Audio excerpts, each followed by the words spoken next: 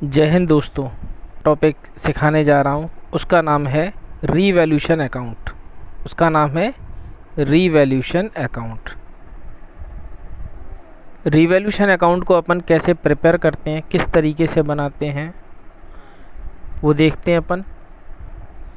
Revaluation account का format हमने तैयार कर लिया है। अब इसको साथियों किस तरीके से बनाते हैं वो समझने वाली बात है। जैसा कि नाम से समझ में आ रहा है, रीवैल्यूएशन। रीवैल्यूएशन का मतलब है कि हम किसी भी चीज़ का रीवैल्यूएशन कर रहे हैं। रीवैल्यूएशन दो चीज़ों का होता है, एक संपत्तियों का और दायित्वों का। संपत्तियों और दायित्वों का क्या किया जाता है, रीवैल्यूएशन किया जाता है, यानी कि पुनर्मूल्यांकन किया जाता है।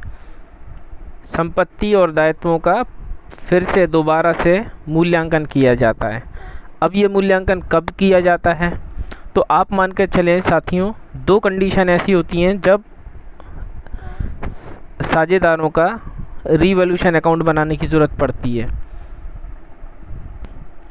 रीवैल्यूएशन अकाउंट बनाने की दो स्थितियां होती हैं। कब बनता है ये, जब भी कोई नया साझेदार आता है तब हमको रीवैल्यूएशन अकाउंट बनाना पड़ता है, और जब कोई साझेदार व्यापार से जाता है, यानी कि जब भी कोई नया साझेदार साझेदारी में प्रवेश लेगा या फिर जब कोई साझेदार व्यापार से जाएगा।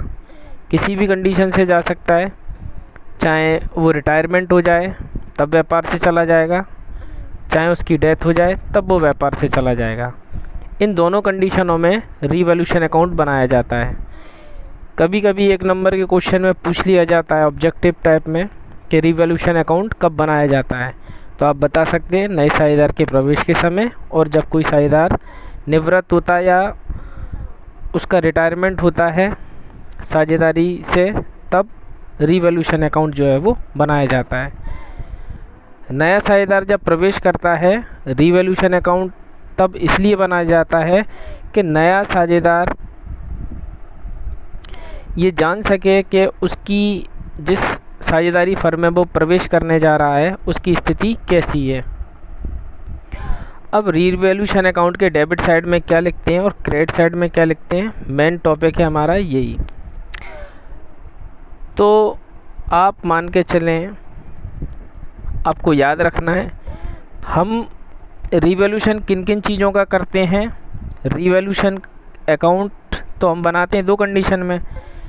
रीवैल्यूएशन हम किन चीज़ों का करते हैं, रीवैल्यूएशन जो है वो दो चीज़ों का करते हैं, एक तो एसेट्स का और दूसरा लायबिलिटीज़ का। तो दो चीज़ों का हम रीवैल्यूएशन करते हैं, संपत्तियों का और दायित्वों का।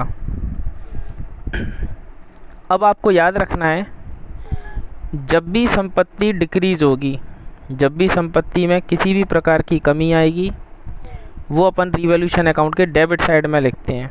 तो अपन एक हल्का सा फॉर्मेट जो हमारे माइंड में सेट रहे, जिससे हम न्यूमेरिकल सॉल्व कर पाएँ, उसके लिए अपन ये आज समझ रहे हैं। तो जब भी एसेट्स डिक्रीज़ होगी, डिक्रीज इन एसेट्स, जब भी कोई फिक्स एसेट्स या करेंट एसेट्स, किसी भी प्रकार की एसेट्स यदि डिक्रीज़ होगी तो वो डेबिट साइड में लिखी जाएगी, और यदि एसेट्स इंक्रीज़ हो जाएगी तो आप लिखेंगे किस साइड में, रीवैल्यूएशन अकाउंट के क्रेडिट साइड में, इंक्रीज इन एसेट्स। भाई संपत्ति कम हो जाए तो डेबिट साइड में लिखना है आपको, संपत्ति यदि बढ़ जाए तो आपको क्रेडिट साइड में लिखना है। ये चीज़ लायबिलिटीज़ के लिए आपको अपोजिट करना है। यदि आपकी लायबिलिटीज़ इंक्रीज़ हो जाए, इंक्रीज इन लायबिलिटीज़, तो आपको डेबिट साइड में लिखना है, और यदि आपकी लायबिलिटीज़ डिक्रीज़ हो जाए, डिक्रीज इन लायबिलिटीज़,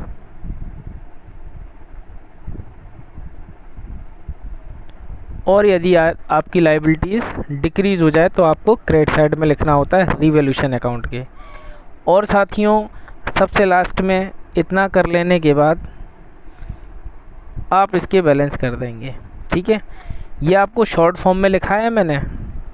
जब भी संपत्ति कम होगी डेबिट साइड में लिखना है, जब भी संपत्ति बढ़ेगी क्रेडिट साइड में लिखना है, जब भी लायबिलिटीज़ बढ़ेगी डेबिट साइड में लिखना है, जब भी लायबिलिटीज़ कम होगी क्रेडिट साइड में लिखना है। ठीक, अलग अलग आइटम होंगे। अभी तो मैंने केवल एसेट्स लिखा है, तो एसेट्स में आपको एसेट्स का नाम लिखना है। ठीक है, ऐसी लायबिलिटीज़ में लायबिलिटीज़ का नाम लिखना होगा। इसमें एक बात आपको ख़ास ये याद रखनी है कि जब भी आप रिवैल्यूएशन करेंगे किसी भी एसेट्स का, तो आपको उसका सिर्फ डिक्रीज़ और इंक्रीज़ पॉइंट ही लिखना है। डिक्रीज़ और इंक्रीज़ ही पॉइंट लिखना है। कहने का मतलब ये है, यदि कोई एसेट्स, मान के चलिए ये जो पेन है, इसकी पहले से वैल्यू थी 100 रुपीज़ और अब प्रेजेंट में इसकी वैल्यू हो गई है 120 रुपीज़। तो अब ये कितने से इंक्रीज़ हुआ? ये इंक्रीज़ हुआ है 20 रुपीज़ से। 20 रुपये से इसकी कीमत बढ़ गई। तो आपको सिर्फ इंक्रीज़ पॉइंट लिखना है। इंक्रीज़ कितना लिखेंगे आप? 20 रुपीज़। ठीक है। और यदि इस एसेट्स की, इस पेन की वैल्यू पहले थी 100 रुपये और अब घटकर रह गई है इसकी 70 रुपये, तो आपको 30 रुपये की जो कमी आई है वो यहाँ पर लिखनी होगी, डिक्रीज़ इन एसेट्स में।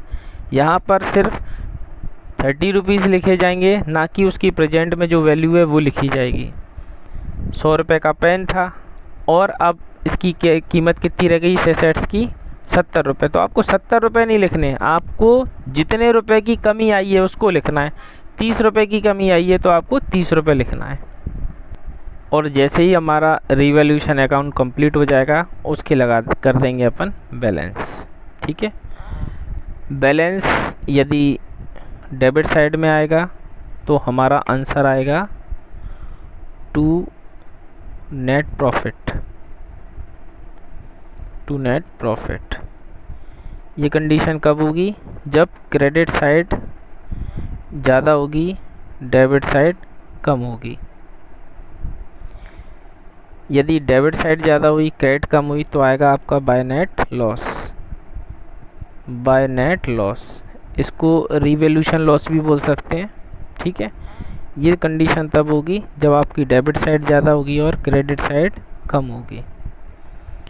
और फिर सीधी सी बात है भाई, पार्टनर्स इसको डिस्ट्रीब्यूट कर लेंगे आपस में, क्योंकि पार्टनरशिप जो की जाती है इसीलिए की जाती है कि प्रॉफिट या लॉस पार्टनर्स आपस में डिस्ट्रीब्यूट करें। ठीक, चलिए कोशिश कर रहे हैं दोस्तों कि आपको इसी में एक सॉल्यूशन करा दिया जाए जिससे आपको चीज़ें और ज़्यादा क्लियर हो सकें। तो हम बनाते हैं इस क्वेश्चन का अकाउंट। तो चलिए हम क्वेश्चन को रीड करते हैं। इंग्लिश का क्वेश्चन मुझे ये सेटलमेंट करने में मिला नहीं, इसलिए मैं आपको हिंदी में करा रहा हूँ। हमको तो सिर्फ समझना है, समझ जाएंगे तो हम इंग्लिश में भी कर पाएंगे, है ना। वैसे भी हम सॉल्यूशन जो है वो इंग्लिश में ही बनाते हैं। अमर और बसंत एक फर्म में 3:2 के अनुपात में साझेदार हैं। उनका चिट्ठा यानी कि बैलेंस शीट दे रखी है हमको 31 दिसंबर 2018 को। ये लायबिलिटी साइड दे रखी है, दायित्व, और ये आपकी संपत्तियां दे रखी हैं यानी कि एसेट्स। ठीक है। क्या किया उन्होंने सारंग को 1 जनवरी 2019 को निम्न शर्तों पर नया साझेदार बनाया। सारंग जो है वो नया साझेदार आ रहा है, तो हमने आपको बताया था ना रिवैल्यूएशन अकाउंट कब बनाया जाता है? जब नया साझेदार आता है, इसलिए वो बना रहे हैं। वो बता रहे हैं कि सारंग क्या ला रहा है अपने साथ में और कितना उसको लाभ मिलेगा। पहला पॉइंट कह रहा है सारंग को लाभ का 2/7 भाग प्राप्त होगा। जो नया साझेदार आएगा उसको जो भी प्रॉफिट होगा उसमें 2/7 पार्ट जो है वो उसको मिलेगा प्रॉफिट के रूप में। पूंजी के सेकंड पॉइंट है, पूंजी के 12,000 रुपये तथा ख्याति प्रीमियम के 9,600 रुपये लाएगा।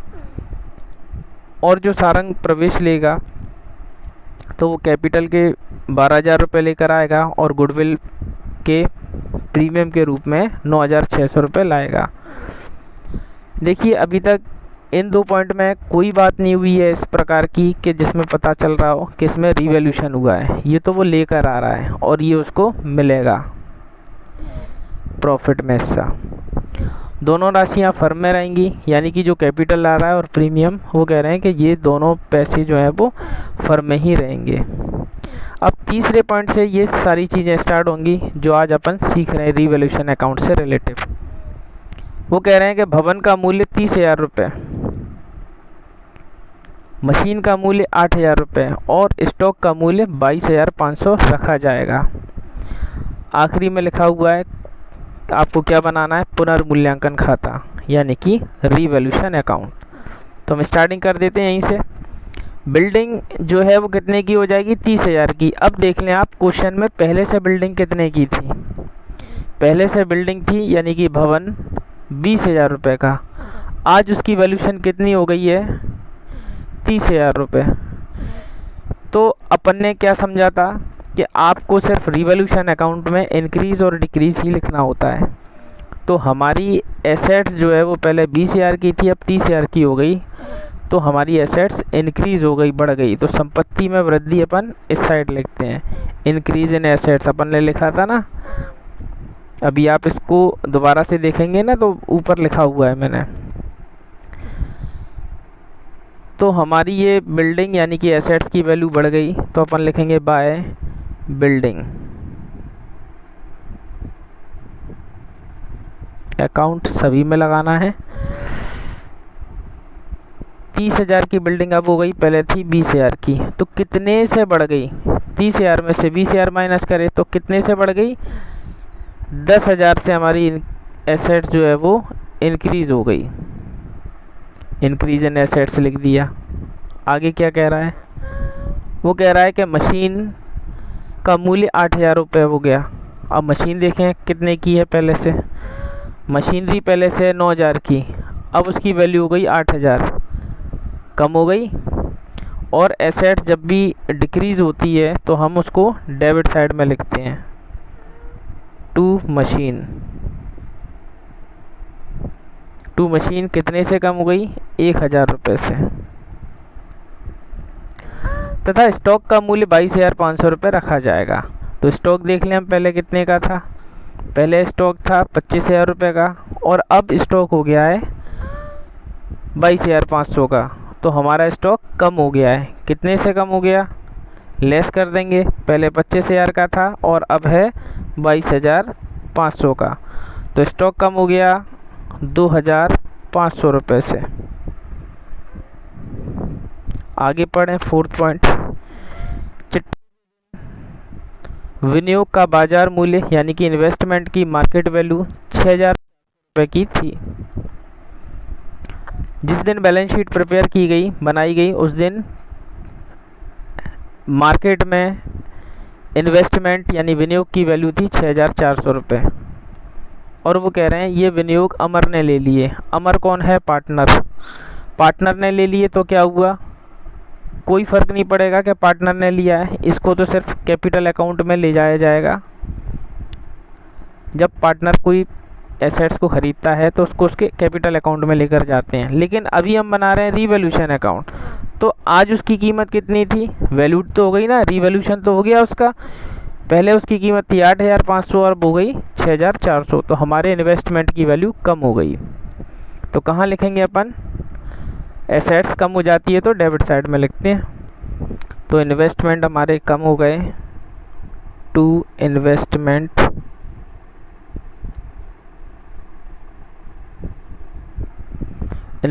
हमारे कम हो गए कितने रुपए से, 8,500 माइनस 6,400, 2,100।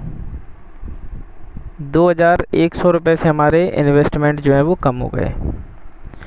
आगे चलते हैं, 5th पॉइंट। डूबत ऋण का आयोजन 2,000 रुपये से कम कर दिया जाएगा। जो प्रोविज़न फॉर बैड डेट्स आपने बनाया है, देखिए डेटर्स पर प्रोविज़न फॉर बैड डेट्स बनाया जाता है। ये प्रोविज़न उसके लिए बनाया जाता है कि आपके 8,000 रुपये डूबने की संभावना है। ये प्रोविज़न है, आयोजन मतलब प्रोविज़न। हमने 8 के लिए पहले से प्रोविज़न बनाया था। अब क्या कह रहे हैं वो, डूबत ऋण आयोजन 2000 रुपये से कम कर दिया जाएगा। यानी पहले 8000 रुपये डुबा रहे थे, अब इसको 2000 रुपये से कम करना है। यानी कि पैसा हमारा पहले ज़्यादा डूब रहा था, अब ये पैसा कम डूबेगा। तो कम पैसा हमारा डूबेगा तो एसेट्स हमारी क्या होगी, बढ़ जाएगी। पहले 8000 रुपये हमारे बेड डेट्स हो रहे थे, प्रोविज़न के रूप में डूब रहे थे, और अब वो कह रहे हैं कि इसको घटाकर 2000 रुपये से कम कर दें आप। इंक्रीज़ और डिक्रीज़ ही लिखना है, तो कितने से कम करना है, 2000 से कम करना है। जैसे ही आपका डूबत ऋण आयोजन कम होगा, यानी कि आपकी एसेट्स में क्या होगी, वृद्धि हो जाएगी। क्योंकि जो डूबा हुआ पैसा था, पहले 8000 डूब रहा था, और 2000 यदि कम होंगे तो अब पैसा कितना डूबेगा, 6000। तो 2000 का आपको फ़ायदा हो गया ना। तो आपकी फ़ायदा मतलब एसेट्स इंक्रीज़ हो गई। तो आप लिखेंगे by provision for debtors, by provision for debtors.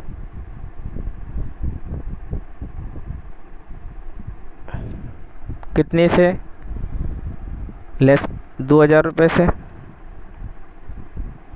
अपन को रिवॉल्यूशन अकाउंट में सिर्फ और सिर्फ इंक्रीज़ कितने से हुआ है, डिक्रीज़ कितने से हुआ है, यही दिखाना है। उसकी प्रेजेंट वैल्यू क्या है वो नहीं दिखाना, बस इसी बात का आपको ध्यान रखना है बस। और कोई वैल्यूशन नहीं है। रिवॉल्यूशन अकाउंट बनाना है अपन को, तो बना लिया अपन ने रिवॉल्यूशन अकाउंट। अब इसका कर देंगे अपन फाइनली बैलेंस। तो देखते हैं कहाँ का टोटल ज़्यादा है। क्रेडिट साइड का टोटल किया तो आ रहा है 12000 रुपये, 12000। डेबिट साइड का टोटल कम आ रहा है, 2 4 5 5600 रुपये इसका टोटल आ रहा है। तो क्रेडिट साइड ज़्यादा है, डेबिट साइड कम है, लेस कर देंगे क्रेडिट साइड में से डेबिट साइड। तो हमारा फाइनल आंसर आ जाएगा to net profit, to net profit. Minus करने के बाद आएगा, ये माइनस कर देंगे तो आएगा 6400 रुपये। दोनों साइड बराबर हो गई, इक्वल हो गई, 12000 और 12000। तो लीजिए दोस्तों, फाइनली हमारा रिवॉल्यूशन अकाउंट बनकर तैयार है। आप इस वीडियो को एक बार और देखें तो आपको रिवॉल्यूशन अकाउंट और क्लियर हो जाएगा। Thank you for watching this video. जय हिंद, वंदे मातरम।